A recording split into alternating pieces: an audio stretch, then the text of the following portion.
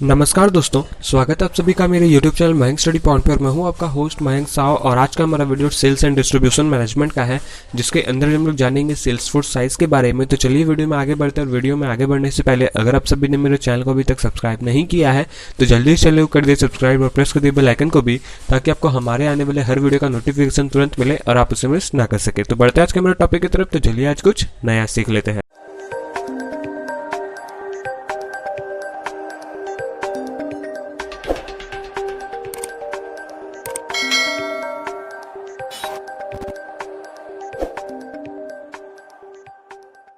दोस्तों अब हम लोग यहाँ पे बात करेंगे सेल्सफोर्स साइज के बारे में। तो सेल्सफोर्स साइज के अंडर क्या काम में आता है, किससे काम में आता है, इसके बारे में समझेंगे। तो सबसे पहले तो the firm should employ the right number of well trained motivate sales people. ये सिर्फ सेल्स पीपल के लिए नहीं होता है, ये सभी फर्म अप्लाई करते हैं, सभी एम्प्लॉय के लिए अप्लाई करते हैं कि अगर आप किसी तरह से वेल ट्रेंड हो और आप सेल्फ मोटिवेट हो तो आपको वो हायर करते हैं। तो सबसे ज़्यादा इंपॉर्टेंस यहाँ पे सेल्स पीपल लोगों के लिए ये हो जाता है कि जो कंपनी उनको एम्प्लॉय करेंगे, एम्प्लॉयमेंट देंगे, वो लोग ये देखेंगे कि उनमें से सेल्फ मोटिवेट कौन है और कितने वेल ट्रेंड सेल्स पीपल हैं जो बाद में किसी प्रेशर पे आके अपने आप को जॉब ना छोड़ दे या फिर डिप्रेस ना हो जाए या फिर कुछ भी ऐसा ना कर ले। तो managing head count is typically a crucial HR function. Sales manager often wage difficult internal battles of optimize sales force size। Sales manager को बहुत डिफिकल्ट होता है इंटरनल बैटल्स के साथ उनको ऑप्टिमाइज करना पड़ता है सेल्स फोर्स साइज को। और साथ में अब हम लोग यहाँ पे देखेंगे कि in the given figures shows an underlying conceptual framework sales response function. अब हम लोग इस डायग्राम में देख सकते हैं कि उनका सेल्स रिस्पांस फंक्शन किस तरीके से है। तो when selling effort is low the firm makes a few sales ए। तो जब हम लोग का सेलिंग एफर्ट लो है, बहुत कम है, तो हम लोग देख रहे हैं कि हमारा वो सेल्स डायमीटर जो है वो ए पे आके रुका हुआ है। और उसके बाद थोड़ा सा और एफर्ट इंक्रीज करने के बाद वो एक स्लोप पे पहुंचता है जिसको हम लोग बी स्लोप बोल रहे हैं। फिर कुछ और उसमें मैक्सिमम एफर्ट मैक्सिमम लेवल पे लेकर जाने के बाद वो पिक होता है और उसको हम लोग सी बोलते हैं। अब इसके बाद अगर हमारे कंपनीज को लगता है कि नहीं मुझे और भी सेल्स पर्सन चाहिए, तो वहाँ पे वो और भी सेल्स पर्सन को हायर करना कंटिन्यू कर देते हैं। अब वो हायरिंग किस तरीके से कंटिन्यू करते हैं, तो उनका जो है मार्जिनल रेवेन्यू एक कैलकुलेटेड रहता है कि इतने सेल्स पर्सन आएंगे इतने मार्जिनल रेवेन्यू में, तभी हम लोग उन्हें ऐड करेंगे, वरना ऐड नहीं करेंगे। और उन सेल्स पर्सन का भी मार्जिनल कॉस्ट भी इतना ही होता है कि अगर हमें इतना भी मिलेगा तो मैं तैयार हूँ करने के लिए। Many cells manager find this curve intuitively reasonable.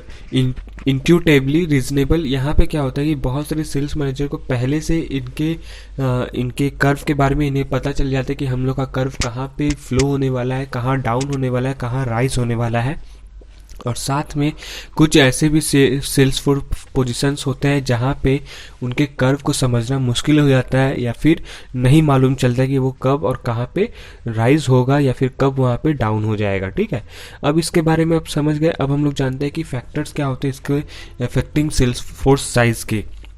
तो सबसे पहले companies general and marketing objective होता है, marketing objective, current and expected market share, degree of competition, type of product, degree of product differentiation, level of other promotional efforts, function performed by salesman, geographical concentration of customers, type of customers, the firm's financial of capacity, skills and ability of salesman, method of competition। मुझे नहीं लगता कि आपको इसे भी और अच्छे से समझाना हो, क्योंकि ये मैंने बहुत ही इजी वर्ड चूज करके लिखा है ताकि आपको अच्छे से एक बार में समझ में आ जाए कि मैं क्या बोलना चाह रहा हूँ। अब हम लोग यहाँ पे बात करेंगे फैक्टर्स की, जो सेल्स फोर्स साइज के फैक्टर्स होते हैं। तो इसमें कुछ मेथड्स भी होते हैं। तो वो पहला मेथड क्या आता है, workload method। This method can only be employed in the company is the positioning deciding on a different group of customer based on size of purchase, name, number of calls required in groups of customers, average number of call salesman can make in a year. तो workload method में किस तरीके से काम होता है, तो सबसे पहले यहाँ पे उनका पोजीशन डिसाइड किया जाता है वर्कलोड मेथड में कि कौन सा सेल्स पर्सन कितने परचेज ऑफ साइज के कस्टमर्स के पास जाके काम करेंगे या फिर उनको समझाएंगे।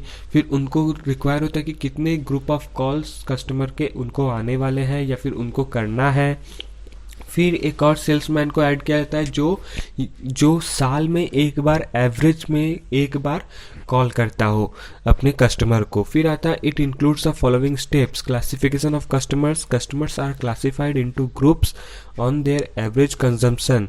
क्लासिफिकेशन ऑफ कस्टमर में कि कस्टमर अपना क्लासिफिकेशन देते हैं उस अलग अलग ग्रुप ऑफ कंजम्पशन में कि मैं इस तरीके का प्रोडक्ट लेना चाहता हूँ, उस तरीके का प्रोडक्ट लेना चाहता हूँ। To deciding describe call frequency, और उसमें क्या होता है कि कस्टमर्स के कॉल पे बात करते हैं उनके बारे में डिसाइड करना पड़ता है कि ये किस तरीके का प्रोडक्ट और कितने में लेने में इच्छुक है। Calculating total workload to calculate workload different customers group of multiplied by corresponding call frequency. Determining average number of calls a salesman can make in a year. तो ये था।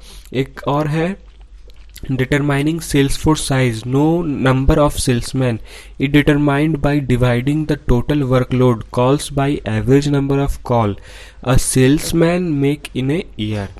फिर आता है incrementally productivity method। In this additional incremental cost compared to additional incremental sales revenue, a company can appoint a minimum number of salesmen and then it can continue adding more salesmen as long as the additional sales revenue is greater than additional sales cost।